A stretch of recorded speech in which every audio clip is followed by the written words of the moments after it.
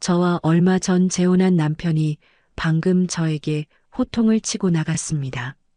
오늘 식사는 이걸로 하고 옷은 무조건 이걸 입어야 한다네요. 무조건이요. 무조건. 이렇게 온갖 강요로 저를 힘들게 하는 사람인 걸 진작에 알았다면 재혼할 일은 절대 없었을 텐데. 그를 처음 만났을 땐 그의 친절한 모습과 미소를 보고 호감을 가졌습니다. 그리고 어찌저찌 재혼을 했죠. 하지만 그러고 얼마 후 그 사람의 진면목이 드러나는 순간 저의 일상은 늘 공포와 함께 했습니다. 그리고 저는 늘 혼자 있는 게 아니었습니다. 음산한 분위기를 가진 남편의 하녀가 저를 늘 지켜봤죠. 감시하듯이요. 이런 분위기 속에서 생활하는 저는 어떻게 해야 할까요? 이런 고통스런 재혼 생활. 과연 끝낼 수 있을까요? 좋아요와 구독, 알림 설정 해주시고 댓글 남겨주세요. 여러분도 저처럼 지내지 마시고 여러분에게 주어진 시간을 즐기시길 바랍니다. 저는 정미숙입니다. 올해 64세죠. 남편이 세상을 떠난 지 벌써 3년이 흘렀어요. 아이들은 각자 바쁜 삶을 살고 있고 저 혼자 남은 집은 참 조용했습니다. 퇴직 후에 뭘 하며 살아야 할지 막막했는데 우연한 기회로 대리운전을 시작하게 됐어요. 처음엔 두려웠습니다. 밤늦은 시간에 모르는 사람들의 차를 몰고 다닌다는 게 말이죠. 하지만 생각보다 괜찮았어요. 술에 취한 사람들 대부분은 뒷좌석에서 조용히 잠들거나 전화 통화에만 집중했으니까요. 그렇게 6개월 정도 지나니 익숙해졌습니다. 그런데 어느 날 밤이었어요. 평소보다 늦은 시간, 새벽 2시쯤 호출이 왔습니다. 강남 쪽 고급 호텔이었죠. 도착해보니 70대로 보이는 신사분이 기다리고 계셨어요. 정장을 단정하게 입고 머리는 은백색으로 깔끔하게 빗어 넘기셨습니다. 수고하세요. 최경탁입니다. 인사를 정중하게 건네시더군요. 대부분의 손님들은 그냥 목적지만 말하고 마는데 이분은 달랐어요. 차에 타시면서도 추운 날씨에 고생이 많으십니다라고 말씀해 주셨죠. 운전하는 동안 뒷좌석에서 조용히 앉아 계셨는데 가끔 신호등에서 조심히 가세요 하고 말씀해 주시는 거예요. 그 목소리에 따뜻함이 있었습니다. 오랜만에 누군가가 저를 걱정해 주는 듯한 느낌이었죠. 목적지에 도착하니 생각보다 큰 저택이었어요. 담 너머로 보이는 집이 상당히 고급스러워 보였습니다. 요금을 계산하면서 최경탁 씨가 말씀하셨어요. 혹시 다음에도 부탁드릴 수 있을까요? 요즘 믿을 만한 분을 찾기가 어려워서요. 그렇게 첫 만남이 시작됐습니다. 일주일에 2~3번 정도 호출이 왔어요. 항상 정중하시고 가끔은 제게 안부도 물어보셨죠. 혼자 사시는 거 힘들지 않으세요? 같은 말씀을 하실 때면 가슴 한편이 따뜻해졌습니다. 어느 날은 편의점에서 따뜻한 음료를 사오셔서 추운데 드세요라고 건네주시기도 했어요. 그런 작은 배려들이 쌓이면서 저도 모르게 최경탁 씨를 기다리게 됐습니다. 이상한 일이었죠. 그냥 고객이었는데 점점 특별한 사람처럼 느껴지기 시작한 거예요.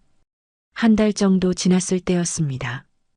평소와 다르게 최경탁 씨가 운전석 옆자리에 앉으셨어요. 정미숙 씨, 혹시 시간 되시면 차 한잔 하시겠어요? 갑작스러운 제안이었지만 거절할 이유가 없었습니다. 근처 24시간 카페로 향했죠. 마주 앉아 커피를 마시며 이런저런 이야기를 나눴어요. 최경탁 씨는 젊을 때 사업을 하셨다고 하더군요. 지금은 은퇴하시고 혼자 지내신다고 했습니다. 외로운 것도 나이가 들면 익숙해진다고 하는데 사실 그렇지 않더라고요. 그 말에 깊이 공감했습니다. 저 역시 그랬거든요. 바쁘게 살다가 갑자기 혼자가 되니 조용한 집안에서 시계 소리만 들리는 게 견디기 어려웠죠. 그날 밤 집으로 돌아가는 길에 계속 생각이 났어요. 오랜만에 누군가와 진짜 대화를 나눈 것 같았습니다. 남편이 살아있을 때도 이렇게 속마음을 털어놓고 이야기한 적이 언제였나 싶더라고요. 그렇게 2달 정도 지났을까요? 최경탁 씨와의 만남이 점점 자연스러워졌습니다. 대리운전이 끝나면 간단한 차 한 잔, 때로는 늦은 저녁 식사까지 함께하게 됐죠. 그런 어느 날 최경탁 씨가 갑자기 진지한 표정을 지으시더군요. 정미숙 씨, 저와 함께 살아보시지 않겠어요? 순간 가슴이 뛰었습니다. 이런 나이에 이런 일이 생길 줄은 몰랐거든요. 최경탁 씨는 제 손을 조심스럽게 잡으며 말을 이어가셨어요. 혼자 사는 게 서로에게 좋지 않은 것 같습니다. 제가 당신을 잘 보살펴 드릴게요. 그 눈빛이 정말 진심으로 보였어요.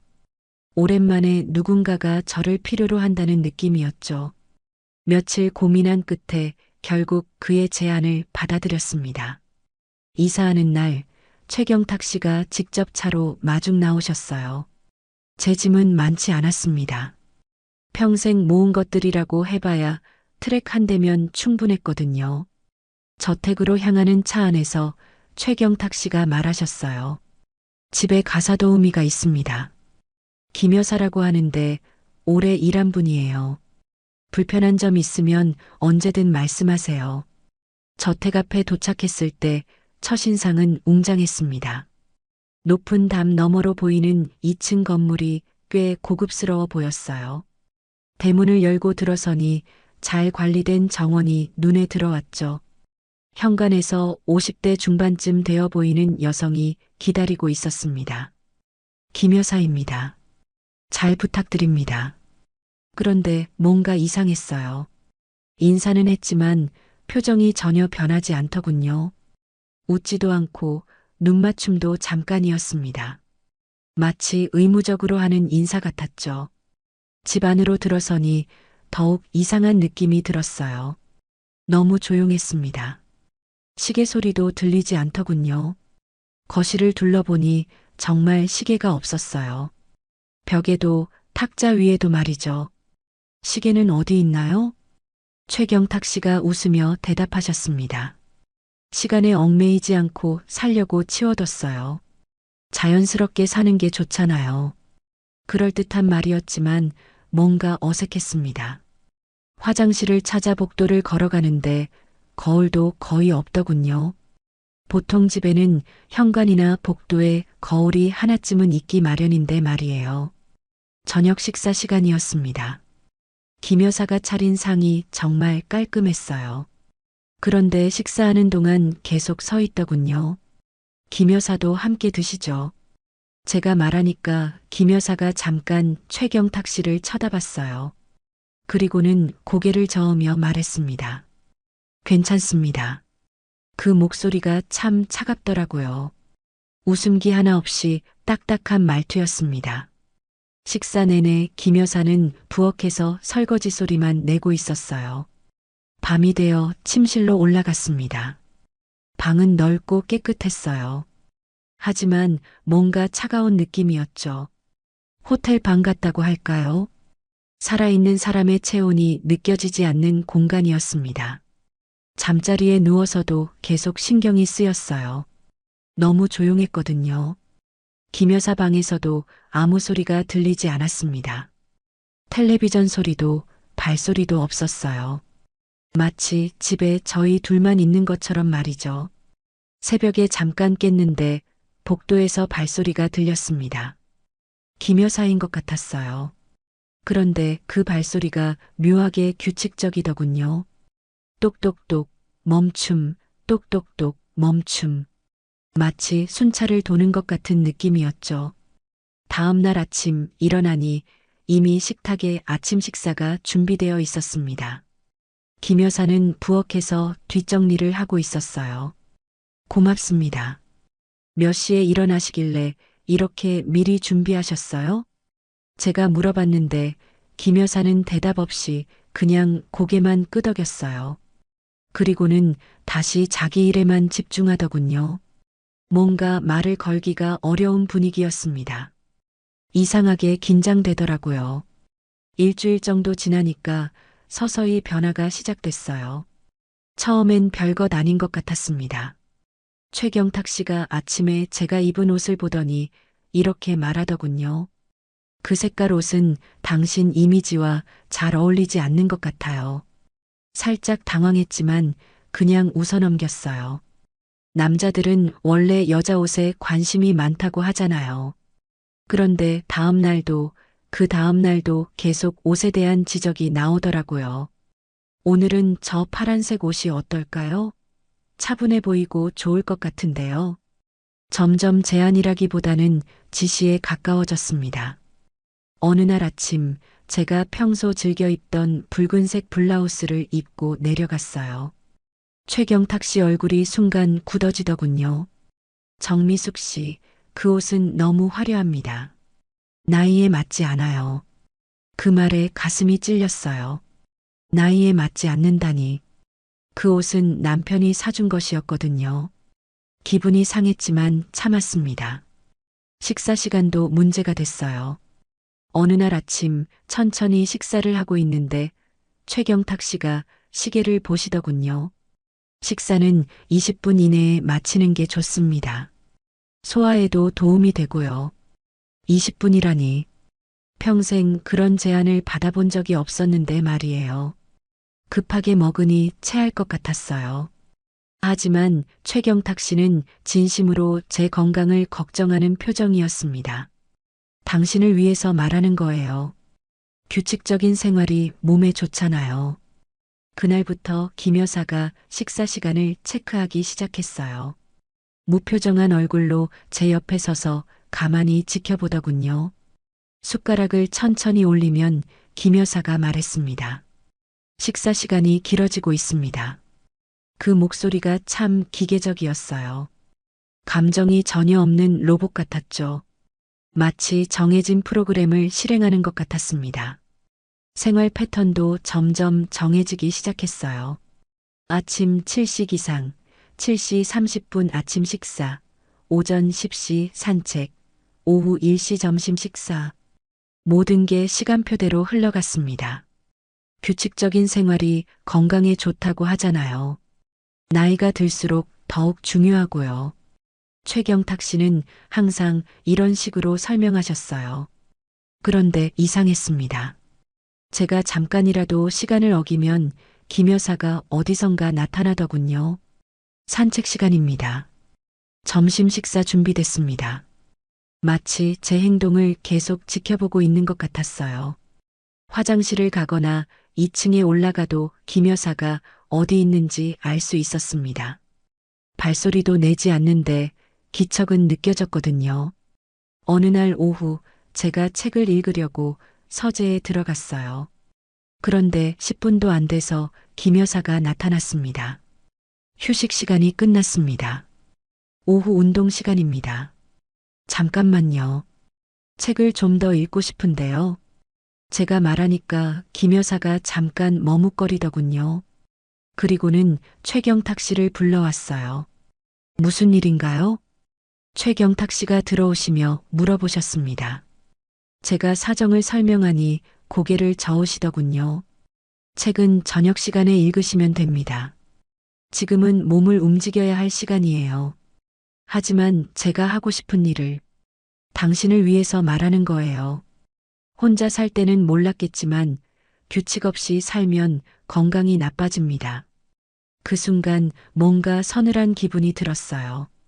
나를 위해서라는 말이 왜 이렇게 무겁게 느껴지는 걸까요? 최경탁 씨 표정도 평소와 달랐습니다. 따뜻했던 눈빛이 어딘지 차갑더군요. 그날 밤 침대에 누워서 생각해 봤어요. 이게 정말 저를 위한 걸까요? 아니면 다른 이유가 있는 걸까요? 김 여사가 저를 지켜보는 눈빛이 자꾸 떠올랐습니다. 그 시선이 보호가 아니라 감시처럼 느껴지기 시작했어요. 다음 날 아침 김 여사가 제 앞에 놓인 옷을 보며 말했습니다. 오늘은 이 옷을 입어주세요. 이미 제가 입을 옷까지 정해져 있었습니다. 그날 밤 잠이 오지 않았습니다. 계속 뒤척이면서 이런저런 생각이 들더군요. 뭔가 이상하다는 느낌이 점점 커져갔어요. 새벽 3시쯤 되어서 문득 결혼할 때 서명했던 서류가 생각났습니다. 그때는 워낙 급하게 진행됐거든요. 최경탁 씨가 형식적인 것들이니까 서명만 해주시면 된다고 하셔서 자세히 읽어보지도 않았어요. 사랑하는 사이에 무슨 계약서가 그렇게 중요하겠어요. 서류함에서 그 문서를 찾아냈습니다. 두꺼운 종이에 빼곡하게 적힌 글씨들. 다시 읽어보니 심장이 쿵쿵 뛰기 시작했어요. 생활 유지 조건 미이행 시 위자료 청구 불가. 이게 무슨 뜻인지 처음엔 이해가 안 됐어요. 그런데 계속 읽어보니 소름이 돋더군요. 정해진 생활 패턴을 지키지 않으면 이혼할 때 위자료를 한 푼도 받을 수 없다는 내용이었습니다. 배우자의 생활 지도에 불응할 시, 합의된 일상 규칙 위반 시, 가정 내 질서 파괴 행위 시, 이런 조건들이 줄줄이 적혀 있었어요. 손이 덜덜 떨렸습니다. 이게 결혼 계약서인가요? 아니면 노예 계약서인가요? 제가 서명한 건 사랑의 증표가 아니라 족쇄였던 거예요. 다음 날 아침 최경탁 씨에게 물어봤습니다. 이 계약서 조항들이 너무 이상해요. 이게 정말 필요한 건가요?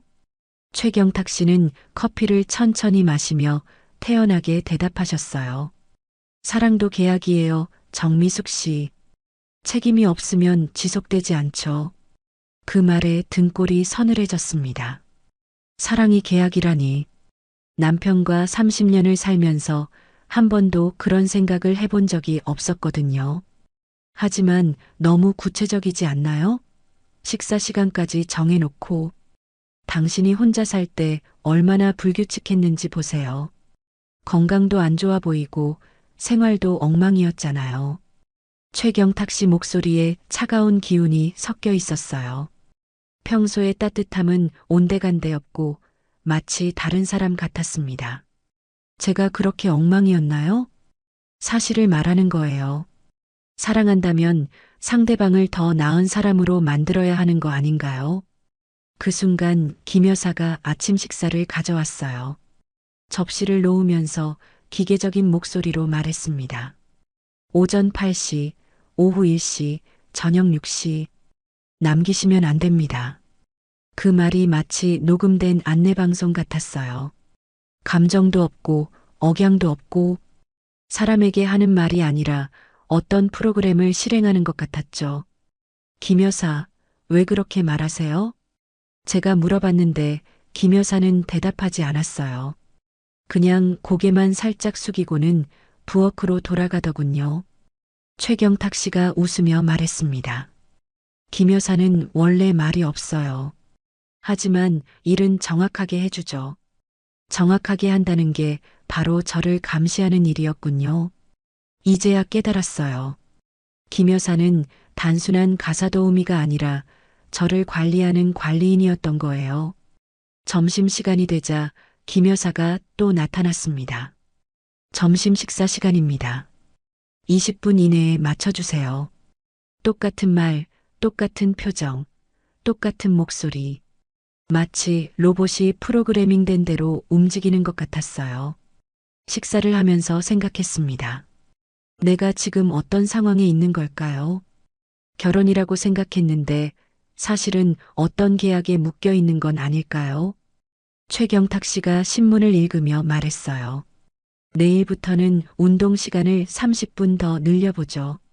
건강해 보이지 않아요. 제 의견을 묻지도 않았습니다. 그냥 결정하고 통보하는 거예요. 마치 제가 의사결정 능력이 없는 사람인 것처럼 말이죠. 그날 오후 혼자 있을 때 계약서를 다시 읽어봤어요. 읽으면 읽을수록 더 무서워졌습니다. 이건 결혼 계약서가 아니라 제 자유를 포기한다는 각서였어요. 저녁 식사 시간 김 여사가 또 그 말을 반복했습니다. 저녁 6시 남기시면 안 됩니다. 그 순간 깨달았어요. 저는 지금 사랑받고 있는 게 아니라 관리당하고 있다는 걸 말이죠. 일주일 후 최경탁 씨가 출장을 간다고 하셨어요. 2박 3일 정도 집을 비운다고 하더군요. 오랜만에 혼자 있을 수 있는 시간이었습니다. 김 여사는 여전히 있었지만 적어도 최경탁 씨의 시선에서는 벗어날 수 있었죠. 그날 오후 서재를 정리하다가 우연히 오래된 노트북을 발견했어요. 책장 뒤쪽에 숨겨져 있었는데 먼지가 쌓인 걸 보니 오래 사용하지 않은 것 같았습니다. 호기심에 전원을 켜봤는데 다행히 작동하더군요. 처음엔 별거 아닌 파일들만 있는 줄 알았어요. 그런데 바탕화면에 이상한 폴더들이 눈에 띄었습니다. A1, A2, A3, 그리고 A4. 숫자 순서대로 정리되어 있더군요. A1 폴더를 클릭해 봤습니다. 그 안에는 이영이라는 이름의 여성 사진과 각종 문서들이 들어 있었어요. 문서를 열어보니 깜짝 놀랐습니다. 일일 행동 기록, 복종도, 평가, 식단 관리표, 생활 패턴 분석. 마치 실험 동물을 관찰하는 것 같은 자료들이었어요. 더 충격적인 건 점수표였습니다. 아침 기상시간 준수 85점, 식사시간 준수 78점, 복장 규정 준수 92점, 말대꾸 횟수 3회. 이게 사람을 평가하는 기준인가요? 손이 떨리면서 A 폴더를 열어봤어요. 박순자라는 여성의 기록이었습니다. 비슷한 평가표들과 함께 마지막에 빨간 글씨로 적힌 메모가 있었어요. 통제 불가, 계약 해지, 위자료 지급 거부 완료. A3 폴더도 마찬가지였습니다. 최은숙이라는 여성. 그런데 이분의 기록은 더 끔찍했어요. 정신적 불안정 증세 심화. 의료진 상담 필요. 하지만 외부 접촉 차단 유지. 가슴이 쿵쾅거렸습니다. 이 여성들이 모두 최경탁 씨의 전처들인 걸까요? 그렇다면 저는 네 번째인 거네요. 떨리는 손으로 A4 폴더를 클릭했습니다. 제 이름이 적혀 있을 거라는 예감이 들었거든요. 역시나 정미숙이라는 폴더가 있었어요. 폴더를 열어보니 제 사진과 함께 이미 기록들이 쌓여 있었습니다. 입주한 첫날부터의 기록이더군요. 첫째 날 환경 적응도 양호, 수능성 높음. 둘째 날 복장 지적에 약간의 저항, 관찰 필요. 셋째 날 규칙 수용도 개선, 통제 효과 있음. 읽고 있는데 등골이 서늘해졌어요. 저는 사랑받는 아내가 아니라 실험 대상이었던 거예요. 더 충격적인 건 또 다른 폴더였습니다. 하우스 직원 보고서라고 적혀 있더군요. 클릭해보니 김 여사의 보고서들이 날짜별로 정리되어 있었어요. 2024년 3월 15일 정미숙, 아침 식사시간 3분 초과, 주의 필요. 2024년 3월 18일 정미숙, 외출 시도 있음, 감정 불안정, 통제 유지 요망. 2024년 3월 22일 정미숙, 야간 서재 출입, 의심스러운 행동, 감시 강화 필요. 김 여사가 매일매일 저를 관찰하고 보고서를 작성하고 있었던 거예요. 제가 뭘 먹는지, 몇 시에 화장실에 가는지, 표정이 어떤지까지 모든 걸 기록하고 있었습니다. 가장 최근 보고서를 보니 더욱 놀라웠어요. 2024년 3월 25일 정미숙, 계약서 재확인, 의구심 증대, 위험 신호, 즉시 대응 필요. 제가 어젯밤에 계약서를 다시 읽어본 것까지 알고 있었던 거예요. 도대체 언제 지켜본 걸까요? 김 여사가 밤중에 제 방 앞을 지나다닌 이유가 바로 이거였군요. 노트북 화면을 보면서 온몸이 떨렸습니다. 그 조용하고 무표정한 김 여사가 사실은 제 모든 일거수일투족을 감시하는 스파이였던 거예요. 더 끔찍한 건 다른 파일이었습니다. 실패 사례 분석이라는 제목의 문서를 열어보니 전처들이 어떻게 실패했는지 분석되어 있었어요. A1 초기 수능도 높았으나 6개월 후 반항, 외부 연락 시도로 인한 계약 해지. A. 정신적 취약성 이용 성공. 하지만 3개월 후 극단적 선택 시도. 관리 실패. A3 가장 오랜 기간 유지. 18개월. 하지만 최종적으로 도주. 현재 행방불명. 이게 사람에 대한 얘기인가요? 마치 실험용 쥐에 대한 보고서 같았어요. 저 역시 A사라는 번호로 불리면서 똑같은 실험을 당하고 있었던 거예요. 그 순간 복도에서 발소리가 들렸습니다. 김 여사였어요. 급하게 노트북을 끄고 원래 자리에 놓았습니다. 심장이 터질 것 같았어요. 김 여사가 서재 문 앞에 나타났습니다. 평소와 같은 무표정한 얼굴이었지만 이제는 그 시선이 완전히 다르게 느껴졌어요. 저를 지켜보는 차가운 감시의 눈이었던 거예요. 그날 이후로 김 여사를 보는 제 시선이 완전히 달라졌어요. 예전에는 그냥 말 없는 가사도우미라고 생각했는데 이제는 저를 감시하는 스파이로 보였습니다. 그 무표정한 얼굴 뒤에 어떤 생각이 숨어 있는지 도무지 알 수가 없었어요. 며칠이 지나고 최경탁 씨가 또 외출한다고 하셨습니다. 이번에는 하루 종일 비운다고 하더군요. 저는 노트북의 내용 때문에 불안해서 잠을 제대로 못 자고 있었어요. 어떻게 해야 할지 모르겠더라고요. 점심을 먹고 나서 방에 있는데 문을 두드리는 소리가 들렸습니다. 들어와도 될까요? 김 여사 목소리였어요. 평소와 다르게 조심스러운 톤이었습니다. 문을 열어주니 김 여사가 들어왔는데 얼굴이 평소보다 어두워 보였어요. 김 여사가 방문을 조용히 닫더니 제 앞에 섰습니다. 그리고는 주머니에서 작은 USB를 꺼내 제 손에 쥐어줬어요. 이게 뭔가요? 제가 물어보니 김 여사가 고개를 숙이며 말했습니다. 그 사람 통화 녹음이 들어있어요. 그 순간 온몸에 소름이 돋았어요. 김 여사가 최경탁 씨의 통화를 녹음했다는 뜻인가요? 왜 이걸 주시는 거예요? 김 여사가 잠깐 망설이더니 입을 열었습니다. 이번엔 제발 나가지 마세요. 다 끝내주세요. 그 말에 가슴이 쿵 내려앉았어요. 나가지 말고 다 끝내달라니. 김 여사가 무슨 말을 하는 건지 알 것 같았거든요. 김 여사 혹시 저는 이 집에 10년 동안 있었어요. 김 여사가 떨리는 목소리로 말하기 시작했습니다. 평소의 기계적인 말투와는 완전히 달랐어요. 처음으로 감정이 느껴지는 목소리였죠. 처음에는 정말 가사도우미로 들어왔어요. 그때는 이런 일이 일어날 줄 몰랐습니다. 김 여사 눈에 눈물이 고이기 시작했어요. 10년 동안 한 번도 표정을 바꾸지 않던 그 얼굴에 처음으로 슬픔이 드러났습니다. 첫 번째 부인이 오셨을 때부터 저는 그 사람 지시를 따라야 했어요. 감시하고 보고하고 통제하는 일을 말이에요.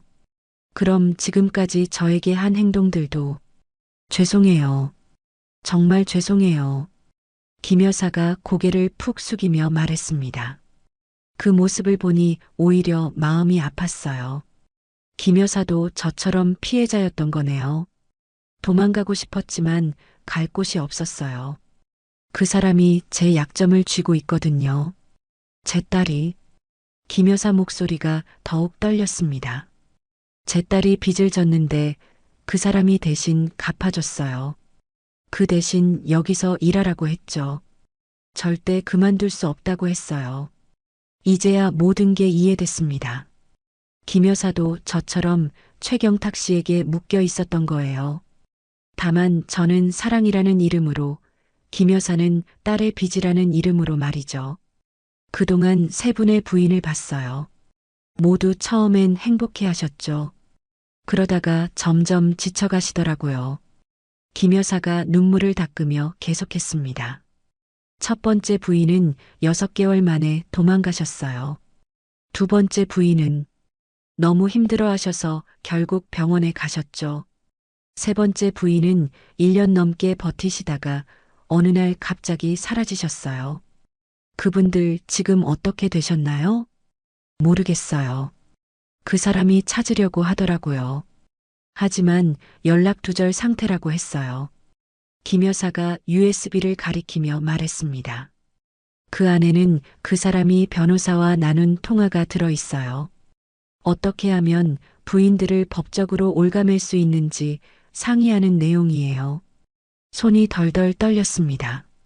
최경탁 씨가 얼마나 치밀하게 계획한 일인지 알 수 있었어요. 왜 이제서야 말씀해 주시는 거예요?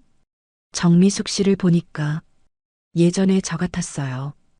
혼자 외롭게 살다가 누군가에게 의지하고 싶어 하는 모습이 말이에요. 김 여사가 제 손을 잡았습니다.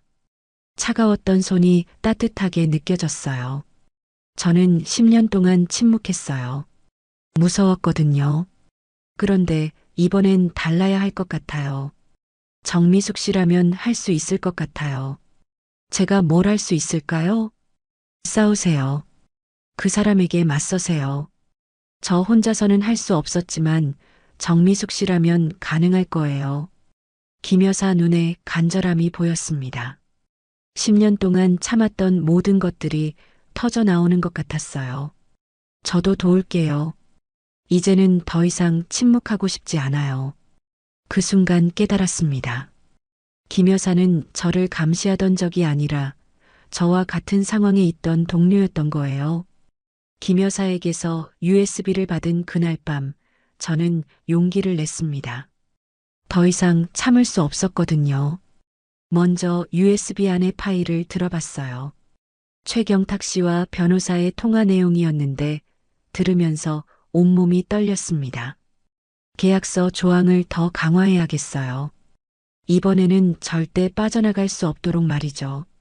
전처들은 어떻게 처리할까요? 위자료는 한 푼도 주지 마세요. 계약 위반이라고 하면 됩니다. 차가운 계산 속에서 여자들을 물건 취급하는 목소리였어요. 제가 알던 따뜻한 최경탁 씨는 온데간데 없었죠. 다음 날 새벽 최경탁 씨가 출근한 후 바로 행동에 옮겼습니다. 먼저 여성단체에 전화했어요. 손이 떨려서 번호를 제대로 누르기도 어려웠지만 김 여사가 옆에서 힘을 주더군요. 저희가 도와드리겠습니다. 우선 안전한 곳으로 피하세요. 상담원 목소리가 따뜻했어요. 오랜만에 저를 걱정해주는 진짜 목소리를 들었죠. 그 다음엔 언론에 제보했습니다. 노트북 파일들과 USB 녹음 파일을 모두 보냈어요. 기자분이 전화로 말하더군요. 이건 정말 심각한 사건입니다. 즉시 보도하겠습니다. 오후가 되자 집 앞에 취재진들이 몰려왔어요. 저는 이미 여성단체 쉼터로 피해 있었지만 김 여사가 상황을 알려줬죠. 정미숙 씨, TV에 나오고 있어요. 뉴스를 보니 충격이었습니다. 제 이야기가 전국에 방송되고 있었어요. 73세 남성이 64세 여성을 조련하듯 통제했다는 충격적인 사건이 공개됐습니다. 앵커가 진지한 표정으로 말하고 있었어요. 그리고 최경탁 씨가 집 앞에서 기자들에 둘러싸인 모습이 나왔습니다. 사랑을 잘못 이해했을 뿐입니다. 아내를 위해서 한 일인데 최경탁 씨가 변명하고 있었어요. 하지만 기자들의 질문은 날카로웠습니다. 그럼 전처 3명도 모두 사랑이었나요? 노트북에 나온 점수표는 뭘 의미하는 건가요? A1부터 A4까지 번호로 부른 것도 사랑인가요? 최경탁 씨 얼굴이 점점 굳어지더군요. 평소의 온화한 모습은 완전히 사라지고 차가운 본 모습이 드러났어요. 며칠 후 최경탁 씨가 쉼터로 찾아왔습니다. 처음엔 만나기 싫었지만 마지막으로 할 말이 있어서 만났어요. 정미숙 씨, 왜 이렇게까지 하는 거예요? 최경탁 씨가 화난 표정으로 물어봤습니다. 예전의 따뜻한 모습은 전혀 없었어요. 저를 사랑한다고 하셨잖아요. 사랑했어요. 지금도 사랑해요. 사랑이 이런 건가요? 시간표 만들어서 관리하고 점수 매기는 게 사랑인가요? 최경탁 씨가 말문이 막혔어요. 그리고는 화를 내며 말했습니다. 당신이 혼자 살 때 얼마나 엉망이었는지 봤잖아요. 제가 질서를 잡아준 거예요. 질서요? 전 감옥에서 산 거예요. 과장하지 마세요. 좋은 집에서 편하게 살았잖아요. 그 말에 화가 치밀어 올랐어요. 편하게요? 화장실 가는 시간까지 보고당하면서요? 그건 건강을 위해서 전처들을 A1, A2, A3으로 부른 거예요? 최경탁 씨가 할 말을 잃었어요. 그제서야 저는 확신했습니다. 이 사람에게 저는 사랑하는 사람이 아니라 관리 대상이었다는 걸 말이죠. 당신이 원한 건 아내가 아니라 스케줄 맞추는 조용한 비서였어요. 제가 차분하게 말하자 최경탁 씨 얼굴이 빨갛게 달아올랐습니다. 그럼 혼자 사세요. 나이 들어서 외롭게 죽어도 상관없어요? 혼자 사는 게 당신과 사는 것보다 1000배 낫습니다. 그 순간 최경탁 씨가 진짜 모습을 드러냈어요. 당신 같은 늙은 여자를 누가 데려가 준다고 생각해요? 그래요. 저 늙었어요. 그런데 당신보다는 젊죠.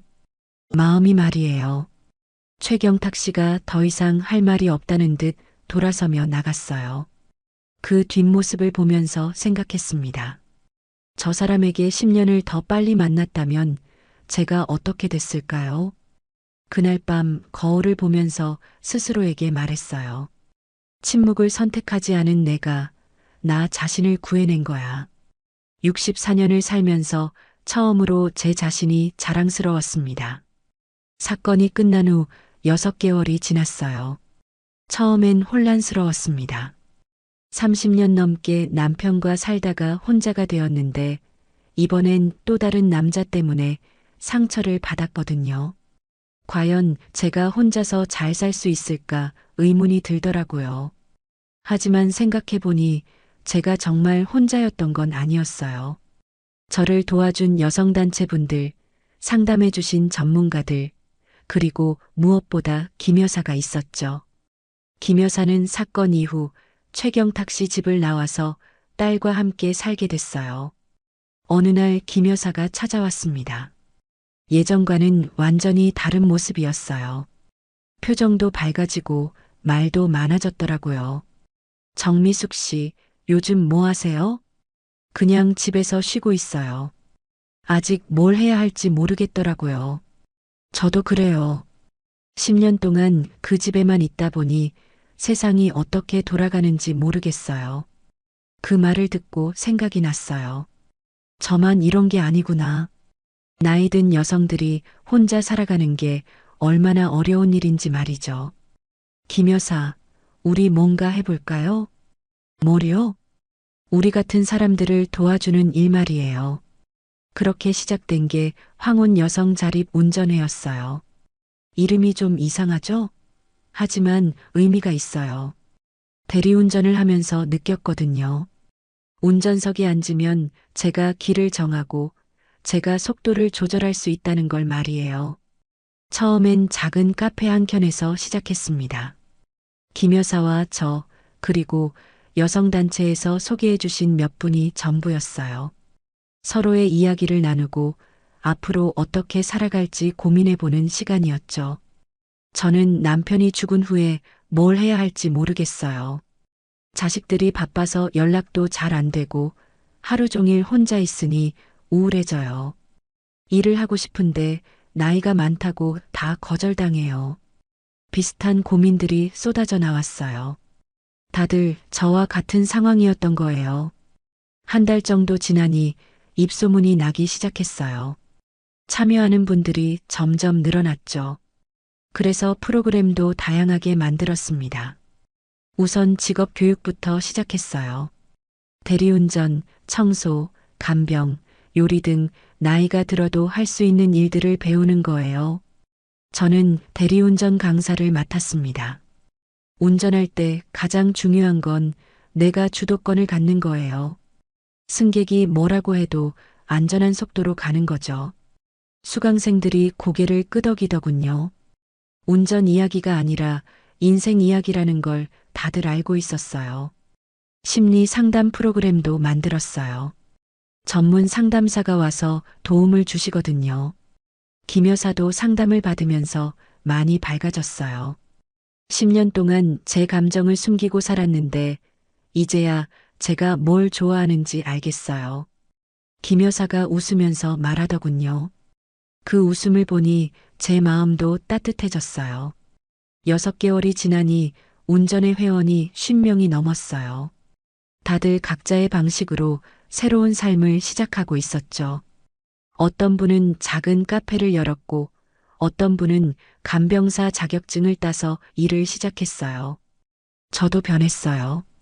예전엔 누군가에게 의존하고 싶어 했는데 이제는 제 힘으로 살아갈 자신이 생겼습니다.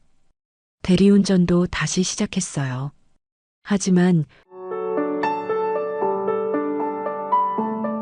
58년 동안 경험해보지 못한 느낌을 단 한 번의 하룻밤을 통해 모두 느낄 수 있었어요. 모든 게 새롭게 받아들여졌고 저는 그렇게 다시 여자가 되었죠. 하지만 그날 밤 그 남자가 저에게 오해숙 씨라고 이름을 불러준 것이 너무나 무섭게 다가오기도 했어요. 그리고 제 남편은 이야기 시작하기 전 좋아요와 구독 알림 설정 눌러주시고 댓글 남겨주시면 여러분에게 따뜻한 행운이 찾아갑니다. 저는 58세 오해숙입니다. 벌써 20해가 넘도록 요양병원 조리실에서 일하고 있어요. 아침 6시에 일어나 새벽같이 출근해서 환자분들 식사 준비하고 설거지하고 매일 반복되는 일상이었습니다. 집에 들어오면 남편 한명섭이 거실 소파에 앉아 텔레비전만 보고 있죠. 올해 61인데 은퇴하고 나서는 정말 할 일이 없나 봅니다. 텔레비전 소리만 웅웅거리고 저와는 거의 말을 섞지 않아요. 밥 먹어 이 한마디가 하루 중 나누는 대화의 전부였어요. 그마저도 대답은 한마디뿐이었습니다. 언제부터 우리가 이렇게 됐는지 모르겠어요. 신혼 때는 그래도 이런저런 얘기도 하고 웃기도 했는데 말이죠. 밥상을 차리면서 문득 드는 생각이 있었습니다. 내가 지금 누구를 위해 살고 있는 걸까? 아이들은 다 출가해서 각자 살림하고 있고 남편과는 같은 집에 살면서도 남남 같고 저 혼자만 이 집을 지키고 있는 것 같았어요. 설거지하다가 가끔 울컥하곤 했습니다. 물기 묻은 손으로 눈물을 훔치면서도 이런 내 모습이 한심하다는 생각이 들었죠. 남편은 뭔가 불만이 있으면 그냥 나가버리거나 더 조용해지는 시기였어요. 저는 그런 남편을 보면서 답답하기만 했습니다. 저녁마다 혼자 설거지하면서 물소리만 들리는 부엌에서 문득 궁금했어요. 나는 언제부터 이 집의 가구가 된 기분이었을까?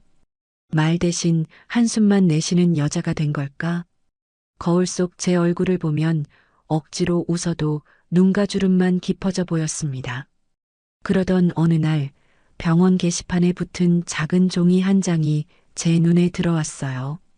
직원 복지 프로그램 노래교실 수강생 모집이라고 적혀 있었습니다. 처음엔 그냥 지나쳤는데 자꾸 그 글씨가 머릿속에 맴돌았죠. 그 안내문을 며칠 동안 계속 보게 됐어요. 노래교실이라니. 저한테는 너무 먼 얘기 같았습니다. 언제 노래를 불러봤나 싶었거든요. 결혼하고 아이들 키우느라 바쁘게 살다 보니 그런 여유는 꿈도 못 꿨죠. 그런데 이상하게 자꾸 그 종이가 눈에 밟혔어요. 점심시간에도 퇴근길에도 계속 생각났습니다. 집에 와서 또 남편이 무표정하게 텔레비전만 보고 있는 걸 보니까 갑자기 답답해졌어요. 나도 뭔가 다른 걸 해보고 싶다는 생각이 들었습니다. 신청서를 받아와서 책상에 놓고 며칠을 고민했어요. 남편한테 말하면 뭐라고 할까봐 걱정도 됐고 괜히 나갔다가 창피당하면 어쩌나 하는 마음도 있었죠. 하지만 이대로 계속 살면 정말 아무것도 없이 늙어갈 것 같았어요. 결국 신청서에 이름을 적었습니다. 떨리는 손으로 오해숙이라고 쓰면서 이젠 나도 좀 쉬고 싶다는 생각이 들었어요. 남편은 뭐라 하겠지만 한 번쯤은 내가 하고 싶은 일을 해봐도 되지 않을까요? 첫 수업 날이 됐습니다. 설레기도 하고 떨리기도 했어요. 병원 회의실에 들어가니 저처럼 나이 드신 분들이 서너 계시더라고요. 다들 어색해하면서도 기대하는 표정이었습니다. 그때 문이 열리면서 한 남자분이 들어오셨어요. 류정우라고 자기소개를 하시더라고요. 60살 정도 되어 보이는데 참 인상이 좋으셨습니다. 웃는 얼굴이 정말 따뜻해 보였어요. 안녕하세요, 여러분. 앞으로 함께 노래할 류정우입니다. 목소리도 참 좋았어요. 차분하면서도 정감이 있었습니다. 처음 보는 사람인데도 왠지 편안한 느낌이 들었어요. 정우 선생님이 간단한 발성 연습부터 시작한다고 하셨어요. 도레미파솔라시도를 따라 불러보라고 하시는데 처음엔 목소리가 잘 안 나왔습니다. 부끄럽기도 하고 어색하기도 했거든요. 그런데 정우 선생님이 제 옆에 다가오시더니 말씀하시는 거예요. 오 선생님 목소리 너무 좋으세요.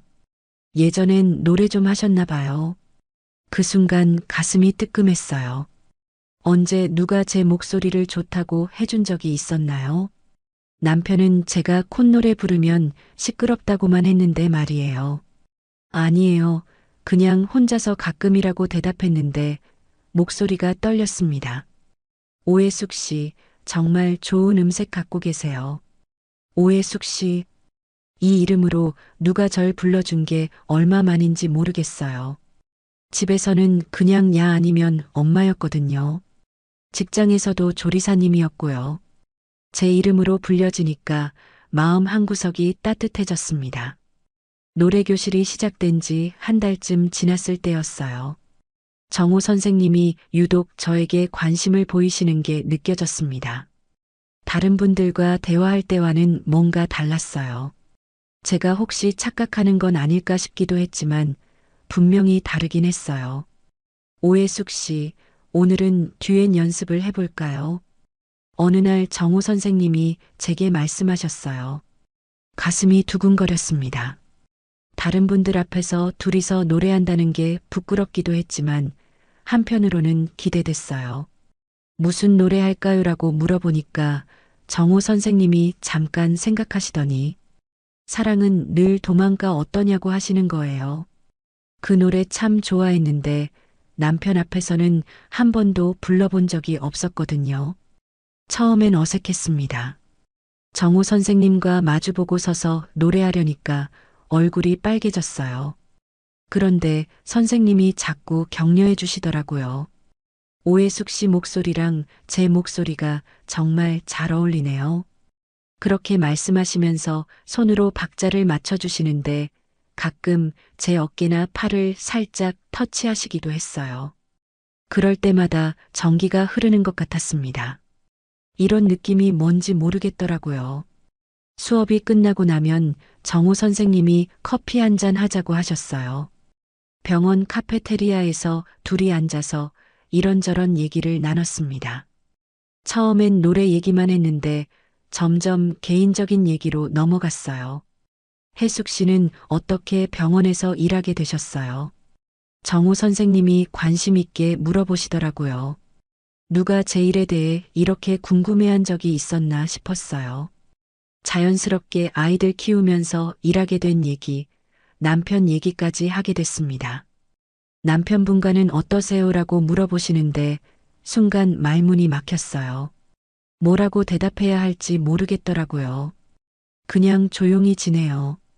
말이 별로 없어서, 아, 그러시군요. 대화가 없으면 심심하시겠어요. 정우 선생님이 이해한다는 듯이 고개를 끄덕이시더라고요. 그 순간 가슴이 뭉클했어요. 남편과는 이런 대화 해본 적이 없거든요. 제 마음을 이해해주는 사람이 있다는 게 신기했습니다. 혜숙 씨는 참 매력적인 분이세요. 목소리도 좋고 마음도 따뜻하고 정호 선생님이 그렇게 말씀하시는데 얼굴이 화끈거렸어요. 언제 누가 절 매력적이라고 해준 적이 있었나요? 남편은 저를 당연한 존재로만 여기는 것 같았는데 말이에요. 집에 와서 거울을 보니까 뭔가 달라 보였어요. 같은 얼굴인데 표정이 밝아졌다고 해야 할까요? 화장대 앞에 앉아서 로션도 발라보고 립스틱도 발라봤습니다. 오랫동안 안 써서 굳어진 화장품들이었어요. 뭐해라고 남편이 물어봤는데 그냥이라고 대답했어요. 괜히 들킬까봐 조심스러웠거든요. 노래교실 가는 날이 기다려졌습니다. 아침에 일어나면 오늘이 수업날인가 달력을 확인했어요. 수업날이면 평소보다 일찍 일어나서 머리도 조금 더 신경 쓰고 옷도 골라서 입었습니다. 정호 선생님과 대화하는 시간이 점점 길어졌어요. 수업 전에도 잠깐 얘기하고 수업 후에도 커피 마시면서 1시간씩 앉아있곤 했습니다. 그분이 하는 말 한마디 한마디가 마음에 와 닿았어요. 혜숙 씨와 얘기하면 시간 가는 줄 모르겠어요. 그런 말씀을 들으면 가슴이 두근거렸습니다. 저도 똑같은 마음이었거든요. 정호 선생님과 함께 있으면 하루가 짧게 느껴졌어요. 이런 감정이 뭔지 정확히는 모르겠지만 분명히 특별한 거였습니다. 노래교실 회원들끼리 MT를 간다는 얘기가 나왔어요. 정호 씨가 제안한 거였는데 다들 좋다고 하더라고요. 저는 처음엔 망설였습니다. 남편한테 뭐라고 말해야 할지도 고민됐고요. 병원 직원 모임이라고 하면 되겠네라고 정호 씨가 조심스럽게 말하더라고요. 그 말에 마음이 정해졌어요. 하루 정도는 저도 자유롭게 지내보고 싶었거든요. MT 당일 근교 펜션에 갔습니다. 다들 들뜬 분위기였어요.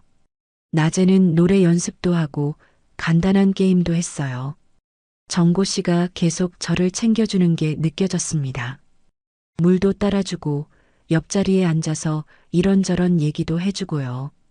저녁 식사 후에 뒤풀이가 시작됐어요. 맥주와 소주가 나왔는데 저는 평소에 술을 거의 안 마시거든요. 그런데 그날은 왠지 마시고 싶었어요. 분위기도 좋았고 정호 씨가 옆에서 권해주기도 했고요. 혜숙 씨, 오늘은 좀 마셔보세요. 가끔은 이런 것도 필요해요. 정호 씨가 제 잔에 맥주를 따라주면서 말했어요. 손이 살짝 닿는데 가슴이 두근거렸습니다. 술을 조금씩 마시다 보니 기분이 좋아졌어요. 얼굴도 빨개지고 말도 평소보다 많이 하게 됐고요. 정말 오랜만에 이렇게 즐거워요라고 말했더니 정호 씨가 환하게 웃더라고요. 저도 그래요. 혜숙 씨와 함께 있으면 항상 즐거워요. 그렇게 말하면서 제 손을 살짝 잡는 거예요. 순간 정신이 번쩍 들었지만 그 따뜻한 느낌이 너무 좋았어요.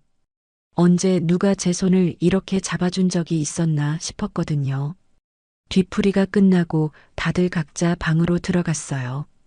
저도 제 방으로 가려고 하는데 정호 씨가 밖으로 나가자고 하더라고요. 산책이나 할까? 날씨도 좋고 펜션 주변 골목길을 걸었습니다. 가로등 불빛이 은은하게 비치고 바람도 시원했어요. 술 기운 때문인지 모든 게 꿈 같았습니다. 혜숙 씨, 정호 씨가 갑자기 제 이름을 부르면서 걸음을 멈췄어요. 저를 마주 보더니 조심스럽게 제 손을 잡는 거예요. 이번엔 정말 확실하게 잡더라고요. 저 이래도 될까요? 떨리는 목소리로 물어봤어요. 저는 대답할 수가 없었습니다. 마음은 좋은데 머리로는 안 된다는 생각이 들고 복잡했어요. 혜숙 씨, 솔직히 말씀드릴게요. 처음 봤을 때부터 마음에 들었어요. 정호 씨가 진지하게 말하더라고요. 제 두 손을 꼭 잡고 있었습니다. 그 순간 가슴이 터질 것 같았어요. 오늘 밤, 우리 둘만의 시간 가질 수 있을까요?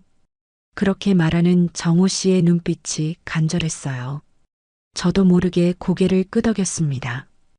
안 된다는 걸 알면서도 거부할 수가 없었어요. 너무 오랫동안 외로웠거든요. 펜션 근처 작은 모텔에 들어갔습니다. 엘리베이터 안에서도 정호 씨가 제 손을 놓지 않았어요. 방문을 열고 들어서는 순간 저는 떨리고 있었습니다. 괜찮아요. 천천히 해요. 정호 씨가 다정하게 말하면서 제 어깨를 감싸더라고요. 그 순간 모든 긴장이 풀렸어요. 정말 오랜만에 누군가가 저를 여자로 봐주는 느낌이었습니다. 그날 밤 저는 오랜만에 여자로서의 감정을 느꼈어요. 신혼 때보다 더 떨렸습니다. 이게 나였구나 싶었죠. 정호 씨의 따뜻한 품에 안겨 있으니까 그동안 얼마나 메마른 삶을 살았는지 새삼 깨달았어요. 그날 밤 이후로 모든 게 달라졌어요. 아침에 일어나면 가장 먼저 하는 일이 거울 보는 거였습니다. 예전에는 대충 세수하고 나가기 바빴는데 이제는 화장대 앞에 앉아서 한참을 들여다봤어요. 내가 이렇게 예뻤나? 거울 속 제 얼굴이 새삼 괜찮아 보였습니다. 정호 씨가 저를 예쁘다고 해준 게 생각났거든요. 그분 눈에 비친 제 모습이 궁금했어요. 화장품을 꺼내놓고 하나씩 발라봤습니다. 파운데이션에 립스틱까지. 오랫동안 안 써서 굳어진 것들도 있었지만 어떻게든 써봤어요. 처음엔 어색했는데 며칠 지나니까 익숙해졌습니다. 옷장도 뒤져봤어요. 그동안 편한 옷만 입고 다녔는데 예쁜 옷들을 찾아서 입어봤습니다. 색깔 있는 블라우스도 꺼내 입고 목걸이도 해봤어요. 거울 앞에서 이런저런 포즈도 취해보면서 웃었습니다. 병원에 가면 사람들이 알아차렸어요. 혜숙 씨, 요즘 뭔가 달라졌네요. 간호사 김 선생님이 그렇게 말하더라고요. 다른 직원들도 하나둘 제게 관심을 보였습니다. 요즘 왜 이렇게 예뻐졌어요? 화장하니까 완전 다른 사람 같아요. 그런 말들을 들으면 기분이 좋았어요. 평생 예쁘다는 소리를 들어본 적이 거의 없었거든요. 사람들이 저를 다시 보는 게 느껴졌습니다. 운동 좀 해서 그런가 봐요라고 대답했어요. 거짓말이긴 했지만 정호 씨 얘기는 할 수 없었으니까요. 미용실에도 갔습니다. 10년 넘게 안 가던 곳이었어요. 원장님이 깜짝 놀라더라고요. 어머, 혜숙 씨 맞아요. 얼마 만이에요? 네, 좀 꾸미고 싶어서요. 머리도 자르고 염색도 했습니다. 검은 머리에 갈색을 살짝 넣었어요. 거울 속 제 모습이 정말 달라 보였습니다. 한 10살은 젊어진 것 같았어요. 정호 씨를 만날 때마다 가슴이 두근거렸습니다. 그분도 제 변화를 알아차렸어요. 혜숙 씨, 정말 예뻐지셨네요. 아니, 원래 예뻤는데 더 예뻐지셨어요. 그런 말을 들으면 얼굴이 빨개졌습니다. 거울 보는 시간도 늘어났어요. 화장하는 것도 재미있었고 예쁜 옷 입는 것도 좋았어요. 마치 새로운 사람이 된 기분이었습니다. 하지만 집에서는 조심스러웠어요. 남편이 눈치챌까봐 걱정됐거든요. 그런데 며칠 지나니까 결국 들키고 말았습니다. 요즘 왜 이렇게 자주 나가? 어느 날 저녁 남편 한명섭이 갑자기 물어봤어요. 저는 깜짝 놀랐습니다. 뭐가요? 화장도 하고 옷도 예쁘게 입고 어디 가는 거야? 남편의 목소리에 의심이 섞여 있었어요. 가슴이 쿵쾅거렸습니다. 들킨 건 아닌지 불안했어요. 그냥 병원에서 노래교실 하거든요. 사람들 만나니까 좀 꾸미게 되더라고요. 최대한 자연스럽게 대답하려고 했어요. 하지만 목소리가 떨렸습니다. 노래교실이 뭐 그리 중요해서 남편이 시큰둥하게 말했어요. 그 표정을 보니까 더 겁이 났습니다. 혹시 뭔가 의심하는 건 아닐까요? 아니에요. 그냥 기분 전환차 하는 거예요. 억지로 웃으면서 대답했어요. 들키지 않으려고 더 밝게 웃었습니다. 하지만 마음은 불안했어요. 남편이 저를 유심히 바라봤어요. 그 시선이 부담스러웠습니다. 뭔가 알고 있는 것 같은 느낌이었거든요. 요즘 부쩍 젊어진 것 같네. 그렇게 말하고는 다시 텔레비전을 봤어요. 저는 안도했지만 한편으로는 더 조심해야겠다는 생각이 들었습니다. 그날 밤 잠자리에 누워서 생각했어요. 이대로 계속 갈 수 있을까? 정호 씨를 만나는 게 들킬까봐 무서웠지만 그만둘 수도 없었어요. 그분과 함께 있을 때만 제가 살아있다는 느낌이 들었거든요. 병원에서 전체 직원 회식이 있다는 공지가 나왔어요. 가족들도 함께 참석하라고 하더라고요. 저는 처음엔 가기 싫었습니다. 정호 씨와 함께 있는 자리에 남편을 데려가는 게 부담스러웠거든요. 하지만 안 갈 수도 없는 상황이었어요. 다른 직원들은 다 가족과 함께 온다는데 저만 혼자 오면 이상하잖아요. 회식 가야 해요라고 남편한테 말했더니 귀찮다는 표정을 하더라고요. 꼭 가야 해. 네, 전체 직원이 다 가는 거라서요. 마지못해 따라 나선 남편과 함께 회식 장소에 도착했습니다. 큰 한식당 2층 홀이었어요. 이미 많은 사람들이 와 있었습니다. 저는 눈으로 정호 씨를 찾았어요. 어디 계실까 두리번거리는데 한쪽 테이블에서 손을 흔드시는 게 보였습니다. 가슴이 두근거렸어요. 그런데 뭔가 이상했습니다. 정호 씨 옆에 여자분이 앉아 계시는 거예요. 처음 보는 분이었는데 나이는 저와 비슷해 보였습니다. 저기 앉으면 되겠네라고 남편이 말하면서 그쪽으로 걸어갔어요. 저는 따라가면서 불안한 마음이 들었습니다. 테이블에 다가가니까 정호 씨가 일어나시더라고요. 그런데 평소와는 완전히 다른 표정이었어요. 어색하고 냉담한 느낌이었습니다. 안녕하세요. 정호 씨가 저희한테 인사했어요. 마치 처음 보는 사람에게 하는 인사 같았습니다. 저는 당황했어요. 안녕하세요. 정호 씨라고 대답했는데 목소리가 떨렸습니다. 그때 옆에 앉아 계시던 여자분이 밝게 웃으시면서 말씀하시는 거예요. 안녕하세요. 저는 정호 아내 박미경이에요. 그 순간 머리가 하얘졌어요. 아내라고요. 정호 씨에게 아내가 있다고요. 다리에 힘이 빠져서 주저앉을 뻔했습니다. 아, 네. 오해숙이에요. 겨우 대답했는데 목소리가 나오지 않을 뻔했어요. 자주 얘기 들었어요. 오 선생님, 정호가 뒤에 칭찬 많이 했어요. 박미경 씨가 환하게 웃으면서 말했어요. 그 말을 들으니까 가슴이 찢어지는 것 같았습니다. 뒤에 칭찬을 많이 했다고요. 집에서 아내한테 제 얘기를 했다는 거잖아요. 그럼 저는 뭐였을까요? 그냥 노래교실 수강생 중 하나였던 걸까요? 정호 씨를 바라봤는데 제 눈을 피하고 있었어요. 아내 옆에 앉아서 자연스럽게 팔짱까지 끼고 있더라고요. 그 모습을 보니까 눈물이 날 것 같았습니다. 그래, 목소리가 참 좋아. 정호 씨가 덤덤하게 말했어요. 마치 정말 동료에 대해 얘기하는 것처럼요. 그 눈빛이 나한테도 저렇게 따뜻했는데 지금은 완전히 다른 사람 같았어요. 남편 한명섭이 제 옆에 앉으면서 인사했습니다. 안녕하세요. 한명섭입니다. 아, 혜숙 씨 남편분이시군요. 류정호입니다. 정호 씨가 남편과 악수하는 걸 보면서 저는 현실을 깨달았어요. 여기서 정호 씨는 그냥 노래 강사였고 저는 그냥 수강생이었을 뿐이었습니다. 박미경 씨가 계속 말을 걸어왔어요. 정호가 노래교실 한다고 해서 처음엔 걱정했어요. 여자분들이 많다고 하니까. 그러면서 웃었는데 그 웃음 속에 견제하는 느낌이 있었어요.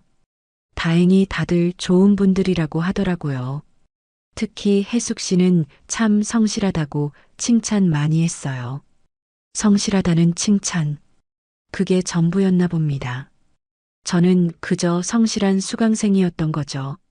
남편이 저를 슬쩍 쳐다봤어요. 뭔가 이상한 분위기를 눈치챈 것 같았습니다. 제가 너무 얼굴이 굳어 있었나 봐요. 괜찮아라고 남편이 조용히 물어봤어요. 네, 괜찮아요라고 대답했지만 전혀 괜찮지 않았습니다. 정호 씨는 끝까지 저를 똑바로 쳐다보지 않았어요. 아내와 다정하게 대화하고 다른 사람들과 웃고 떠들면서도 저만 의도적으로 피하는 것 같았습니다. 그 순간 깨달았어요. 내가 얼마나 바보였는지. 그분한테 저는 그냥 잠깐의 일탈이었을 뿐이구나. 진짜 사랑하는 사람은 따로 있었던 거죠. 회식이 끝나고 집에 돌아오는 길은 정말 길게 느껴졌어요. 남편과 나란히 걸으면서도 말 한마디 못하겠더라고요. 머릿속이 온통 정호 씨와 그 아내 생각뿐이었습니다. 오늘 회식 어땠어? 남편이 갑자기 물어봤어요.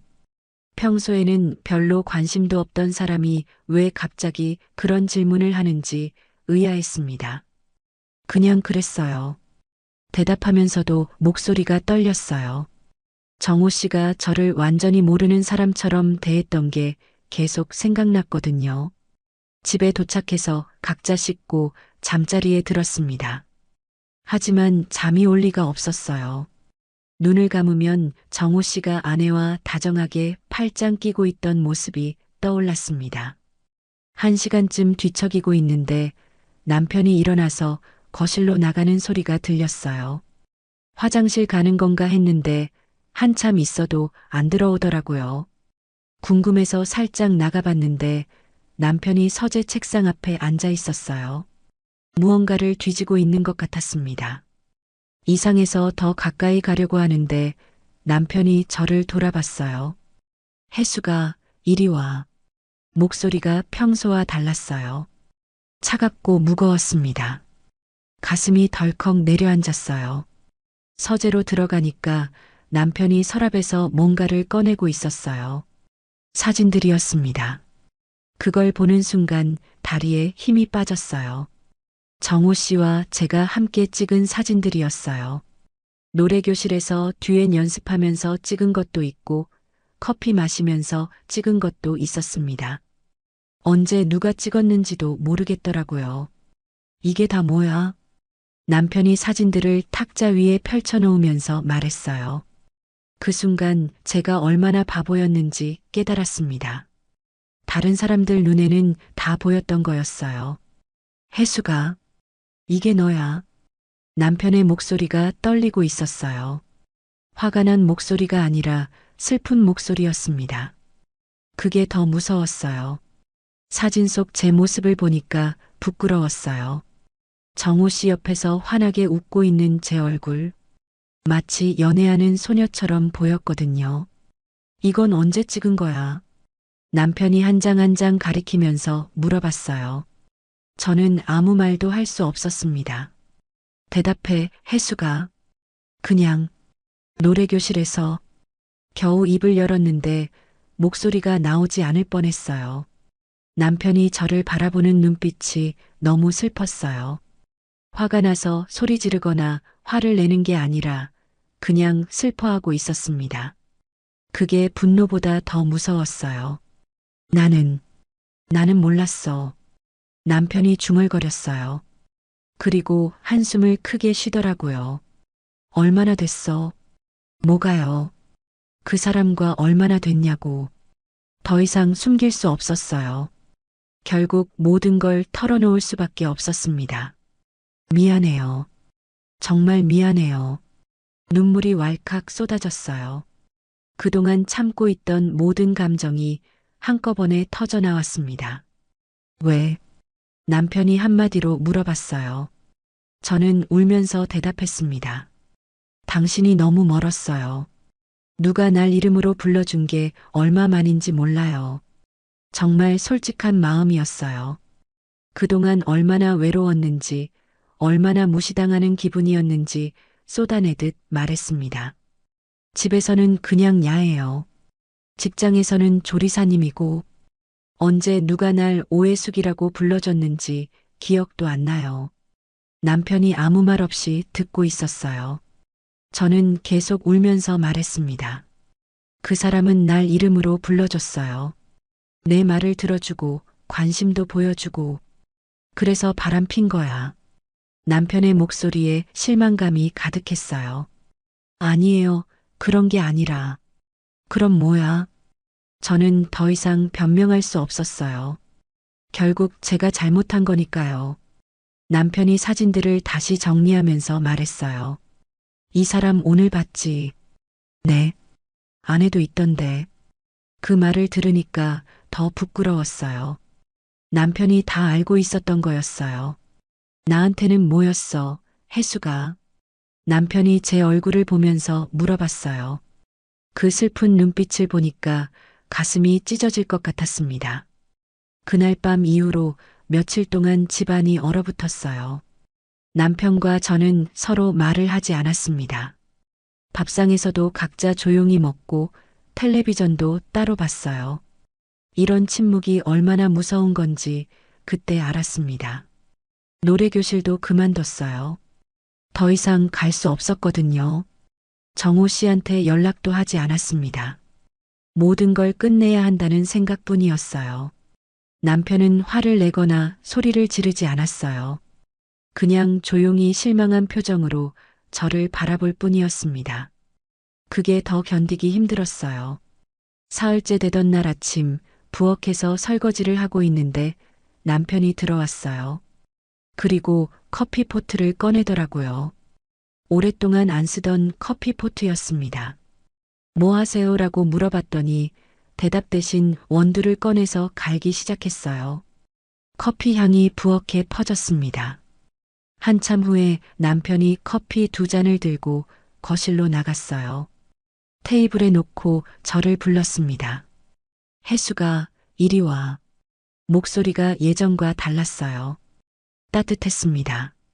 거실로 나가서 남편 앞에 앉았어요. 커피 잔을 바라보면서 어떤 말을 해야 할지 몰랐습니다. 마셔봐. 남편이 조심스럽게 말했어요. 커피를 한 모금 마셨는데 정말 맛있었어요. 언제 남편이 저한테 커피를 내려준 적이 있었나 싶었거든요. 우리 예전처럼 다시 살아볼까? 남편이 천천히 말했어요. 그 순간 눈물이 왈칵 쏟아졌습니다. 정말 예상 못한 말이었거든요. 정말이요. 응, 나도 잘못했어. 남편이 고개를 끄덕였어요. 당신 말이 맞아. 나도 너를 너무 당연하게 생각했나 봐. 그렇게 말하는 남편의 눈에도 눈물이 고여 있었어요. 미안해요. 정말 미안해요. 저는 울면서 사과했습니다. 남편이 제 손을 잡더라고요. 이제 다시 시작해보자. 그날부터 모든 게 달라졌어요. 남편이 먼저 말을 걸었고 저도 대답했습니다. 오랜만에 진짜 대화를 나눴어요. 오늘 뭐 할까라고 남편이 물어봤어요. 시장이나 갈까요? 장볼 것도 있고. 좋아, 같이 가자. 시장에 함께 간 건 정말 오랜만이었어요. 남편이 장바구니를 들어주고 이것저것 고르는 것도 도와줬습니다. 이 생선 어때? 좋아 보이네요. 사소한 대화였지만 기분이 좋았어요. 마치 신혼부부처럼 느껴졌습니다. 시장 구경을 마치고 카페에도 들렀어요. 커피를 마시면서 이런저런 얘기를 나눴습니다. 요즘 뭐가 재미있어라고 남편이 물어봤어요. 글쎄요, 별로 재미있는 게 없네요. 그럼 뭔가 찾아보자. 우리 둘이 함께 할 수 있는 거. 남편의 말에 가슴이 따뜻해졌어요. 그렇게 며칠을 보내고 있는데 휴대폰에 메시지가 왔어요. 정호 씨였습니다. 우연히 봤어요. 아직도 당신이 그립습니다. 메시지를 보는 순간 가슴이 철렁했어요. 하지만 흔들리지 않았습니다. 예전 같았으면 가슴이 두근거렸을 텐데 이제는 아무 느낌이 없었어요. 삭제 버튼을 눌렀습니다. 한치의 망설임도 없었어요. 그리고 번호도 차단했습니다. 남편이 옆에서 지켜보고 있었어요. 괜찮아라고 물어봤습니다. 네, 괜찮아요. 정말 괜찮았어요. 오히려 시원한 기분이었습니다. 여보, 저는 남편을 불렀어요. 오랜만에 여보라고 부르는 것 같았습니다. 응, 진짜 사랑은 함께 견디는 거였어요. 남편이 제 손을 꼭 잡았어요. 그 따뜻한 느낌이 좋았습니다. 여보, 내가 진짜 사랑했던 사람은 당신이었어요. 정말 진심이었어요. 정호 씨와의 일은 그냥 순간의 착각이었던 것 같았습니다. 진짜 사랑은 20해 넘게 함께 살아온 이 사람과의 것이었어요. 나도 그래. 남편이 대답했어요. 앞으로는 더 잘할게. 저도요. 우리는 서로를 꼭 안았습니다. 정말 오랜만에 느끼는 따뜻함이었어요. 그날 저녁 함께 저녁을 준비했어요. 남편이 양파도 써주고 설거지도 도와줬습니다. 밥상에 앉아서 마주보며 밥을 먹는데 이런 게 행복이구나 싶었어요. 내일은 뭐 할까라고 남편이 물어봤어요. 같이 산책이나 할까요? 좋아. 간단한 대화였지만 그 안에 사랑이 담겨 있었어요. 화려하지 않아도 자극적이지 않아도 이런 평범한 일상이 진짜 사랑이라는 걸 깨달았습니다. 거울을 보니까 제 얼굴이 편안해 보였어요. 예전처럼 화장을 진하게 하지 않아도 자연스러운 미소가 더 예뻐 보였습니다. 뭐야? 갑자기 어디로 간 거야? 그와의 하룻밤을 보낸 후, 다음 날 아침 밤까지만 해도 제 곁에 있던 그는 사라졌어요. 그의 체온이 제 몸에 남아있다는 느낌을 받아서인지 사라진 그가 보고 싶어지기 시작했습니다. 몸을 일으켜 그를 찾다가 한 권의 책과 흰 봉투가 놓여져 있는 걸 봤어요. 그가 두고 간 것들을 읽어보니 불안한 마음은 사라지고 갑자기 가슴이 뛰기 시작했습니다. 왠지 다시 만날 수 있을 것 같은 예감이 들기 시작했어요. 과연 다시 만날 수 있을까요? 이야기 시작하기 전 좋아요와 구독, 알림 설정 눌러주시고 댓글 남겨주시면 오늘 여러분께 따뜻한 행운이 찾아갑니다. 저는 64세 윤지연입니다. 은퇴를 하고 나니 시간이 참 많았습니다. 30여 년간 아이들에게 국어를 가르치던 일상이 끝나자 갑자기 찾아온 적막감이 생각보다 컸죠. 그래서 어머니가 남기신 책방을 정리하기로 했어요. 어머니는 돌아가시기 전까지 이 작은 책방을 운영하셨습니다. 하지만 몇 년 전부터는 손님도 뜸했고 어머니도 거동이 불편해지셔서 사실상 문을 닫은 상태였죠. 책들은 먼지를 뒤집어 쓴 채 제자리에 서 있었고 나는 하루하루 그 책들을 닦아내며 시간을 보냈습니다. 어느 날 유난히 비가 많이 내리는 오후였어요. 창밖으로 빗물이 줄줄 흘러내리는 소리가 들렸습니다. 나는 평소처럼 책장 앞에서 먼지를 털어내고 있었죠. 그때 누군가 문을 여는 소리가 들렸어요. 돌아보니 한 남자가 서 있었습니다. 60대 중반쯤 되어 보이는 분이었죠. 우산도 없이 비를 맞고 온 모양인지 어깨가 젖어 있었어요. 그런데 이상하게도 당황하거나 서두르는 기색이 전혀 없었습니다. 안녕하세요. 그가 조용히 인사를 건넸어요. 목소리가 참 차분했습니다. 나도 어색하게 고개를 끄덕였죠. 사실 요즘엔 책방에 손님이 오는 일이 거의 없었거든요. 그는 아무 말 없이 책장 사이를 천천히 걸어 다녔습니다. 가끔 책을 꺼내서 페이지를 넘겨보기도 했죠. 나는 그의 모습을 슬쩍슬쩍 훔쳐봤어요. 손이 참 예뻤습니다. 책을 다루는 방식도 조심스럽고 정성스러웠죠. 1시간 정도 그렇게 있다가 그가 나에게 다가왔어요. 이 책방 참 따뜻하네요. 그 말을 남기고는 다시 문을 열고 나갔습니다. 빗소리가 잠깐 크게 들렸다가 다시 조용해졌죠.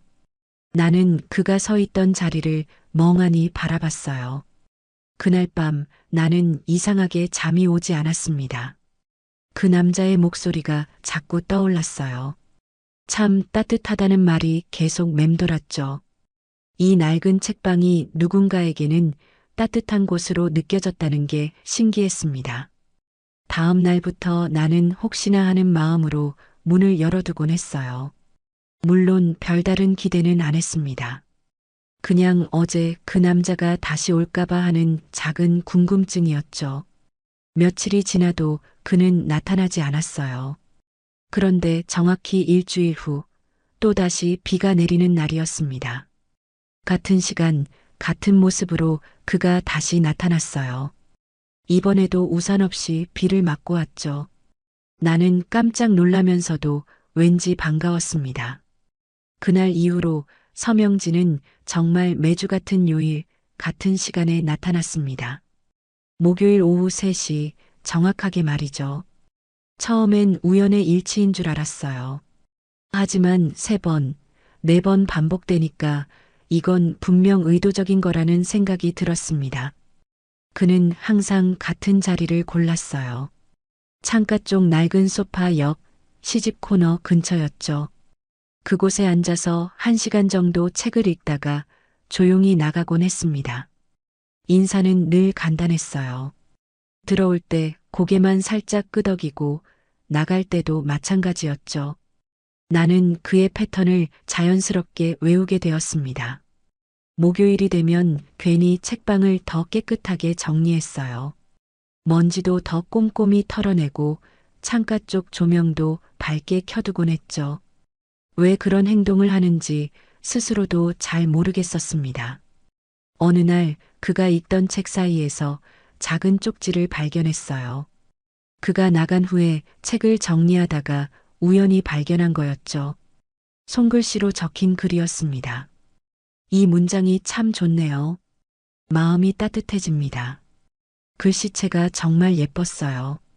옛날 사람들이 쓰던 것처럼 반듯하고 정성스러웠죠.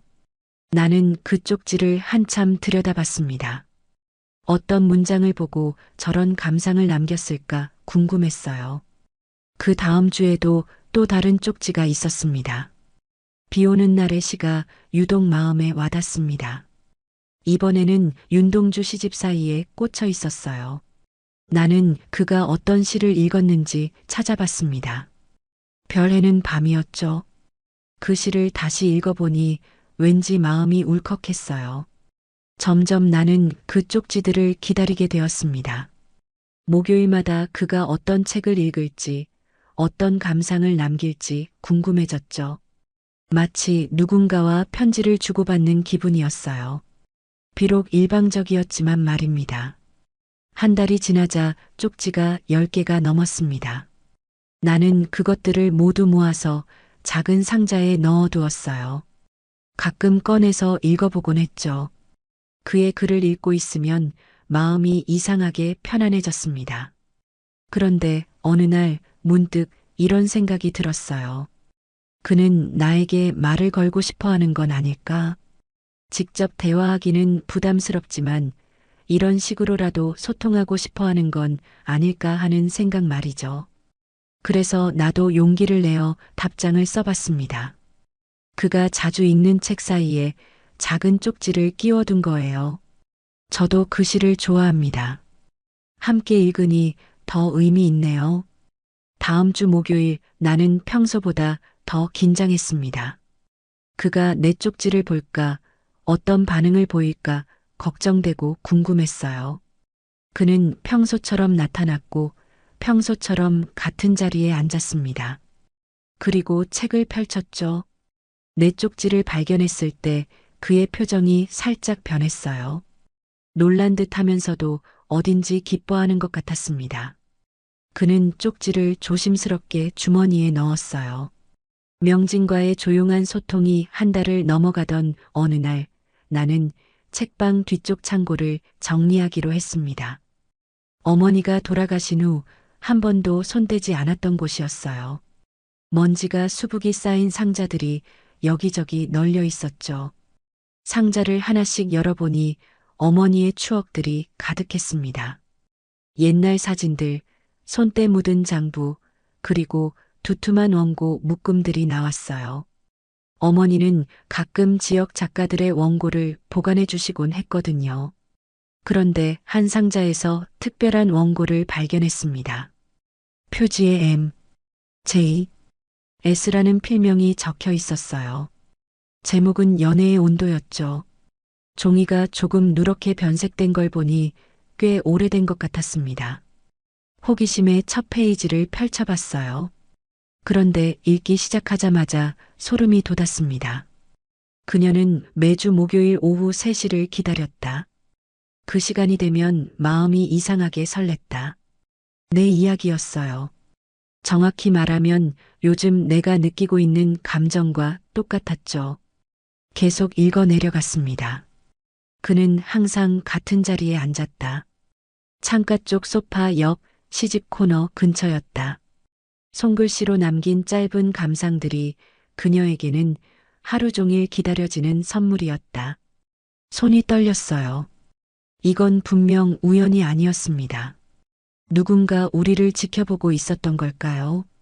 아니면 원고를 더 읽어보니 더욱 놀라운 내용들이 나왔습니다. 나와 명진 사이의 오간 쪽지의 내용들, 심지어 내가 느꼈던 미묘한 감정들까지 그대로 적혀 있었어요. 마치 누군가 내 마음속을 들여다본 것 같았죠.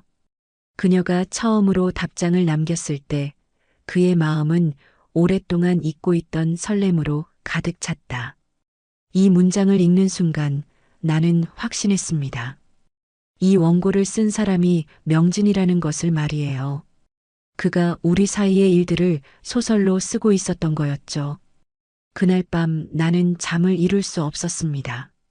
원고를 처음부터 끝까지 다시 읽어봤어요. 그의 시선에서 바라본 우리의 만남이 이렇게나 아름답게 그려져 있다니. 내가 몰랐던 그의 마음도 알 수 있었죠.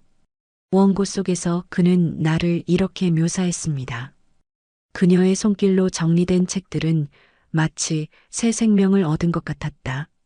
그녀 덕분에 이 공간이 정말로 따뜻해졌다.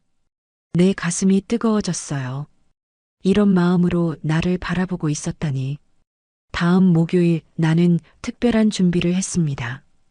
그 원고를 가지고 나가기로 한 거예요. 명진이 평소처럼 나타나서 자리에 앉자 나는 조심스럽게 다가갔습니다. 실례합니다. 그가 고개를 들었어요. 평소보다 더 긴장한 듯한 표정이었죠. 어머니 물건을 정리하다가 이런 원고를 발견했는데요.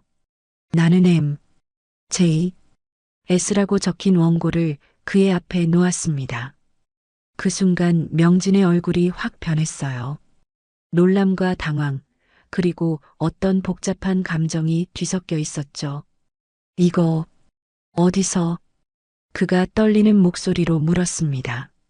읽어봤어요. 정말 아름다운 이야기더라고요. 나는 미소를 지으며 말했습니다. 그러자 명진이 깊은 한숨을 내쉬었어요. 들켰네요. 그의 목소리에는 안도감과 부끄러움이 섞여 있었습니다. 드디어 우리 사이의 비밀이 하나씩 풀리기 시작했어요.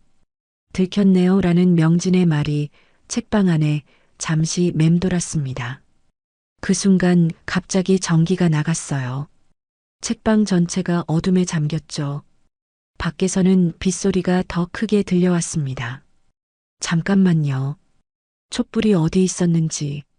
나는 어둠 속에서 더듬거리며 서랍을 뒤졌어요. 다행히 어머니가 늘 비상용으로 두셨던 촛불을 찾을 수 있었습니다.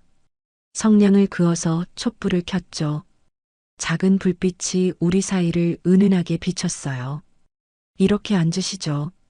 나는 명진을 작은 테이블 앞으로 안내했습니다. 촛불을 가운데 놓고 마주 앉았어요. 어둠 속에서 그의 얼굴이 더 부드럽게 보였습니다. 한동안 우리는 아무 말도 하지 않았어요. 빗소리와 촛불이 타는 소리만 들렸죠. 그런데 이상하게 어색하지 않았습니다. 오히려 마음이 차분해졌어요. 그 원고 당신이 쓴 거죠? 나는 조심스럽게 물었습니다. 명진은 한참 동안 촛불을 바라보다가 천천히 고개를 끄덕였어요. 오래전 글이에요. 그런데 지금 당신 덕분에 다시 쓰고 싶어졌습니다. 그의 목소리가 떨리고 있었어요. 나는 가슴이 두근거렸습니다. 왜 숨기셨어요? 부끄러웠거든요. 처음 보는 사람을 이렇게 관찰하고 소설 속 인물로 만들어버린 게 말이에요. 명진이 손으로 얼굴을 가렸어요. 그 모습이 어린아이 같아서 마음이 아팠습니다.